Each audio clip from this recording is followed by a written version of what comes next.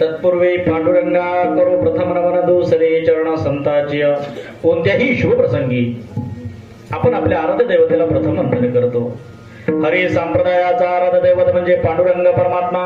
प्रथम त्या पांडुरंगाला शरण जाऊया. या विज्ञान युगाचं अनुकरण करत असताना आजची पिढी देव नाही देव नाही देव नाही म्हणत असताना साधू संत मात्र देवाला शरण जाण्याचा संदेश देतात. ಹತ್ತನೇ ಪಾಸ್ ಆಗಿದ ಹುಡುಗ ಏನೋ ಹೇಳ್ತಾನೆ ಅಂತಂದ್ರೆ ದೇವರಿಲ್ಲ ಅಂತ ಹೇಳ್ತಾನೆ. ಹೌದಲ್ಲ? ಕನ್ನಡ ಎಲ್ರಿಗೂ ಬರ್ತದ?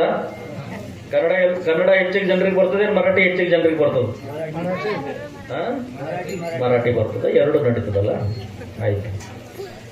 देव नाही म्हणणाऱ्या लोकांना जनाबाई सांगतात देव आहे हृदय मंदिरे शोधो निभाहे. अरे बाबा नो, तुम्ही देव नाही म्हणता ना, देव जर कुठं पाहायचा असेल तर हृदया मंदिरामध्ये शोधून पहा, तुम्हाला भगवान परमात्मा दिसल्या वाचून रडणार नाही. साठविला हरी जेहे हृदय मंदिरे हृदयी बंधी गाना केला ಆತ ವಿಠಲ ಕೊಂಡಿಯಲ. ದೇಹವೇ ದೇಗುಲ ಅಂತ ಹೇಳ್ತೀವಿ, ಹೌದಲ್ಲ?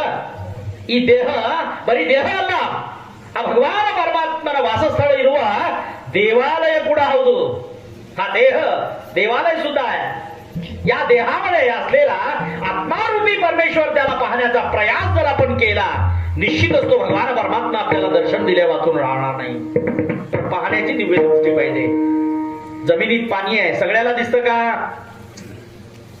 जमिनीत पाणी आहे, सगळ्याला दिसत नाही याचा अर्थ जमिनीत पाणी नाही म्हणता येतं का? आहे, पण सगळ्याला दिसत नाही. पुण्यात तरी एकाला आणावं लागतं, त्याला पुराय जमीन राहीना, पण त्यानं तुमच्या 100 एकराच्या जमिनीमध्ये पाणी कुठाय दाखवतंय. तुमच्याकडे 100 एकर जमीन आहे, पण जमिनीतलं पाणी पाहण्याची कला तुमच्याकडे नाही, किंवा बुद्धी तुमच्याकडे नाही, किंवा देवानं तुम्हाला तसं वरदान दिलेलं नाही. पण ज्याच्याकडं स्वतःच राहायला गावात घर नाही आणि शिवारात शेत नाही, अशा माणसाला कुण्या ठिकाणी पाणी आहे हे दाखवता येतं.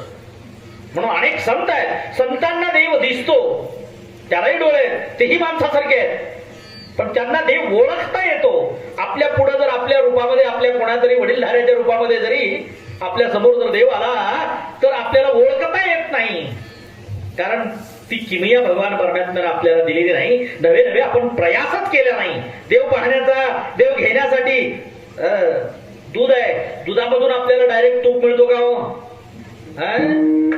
दुधामधून आपल्याला डायरेक्ट तूप मिळत नाही, त्यासाठी प्रक्रिया करावी लागते.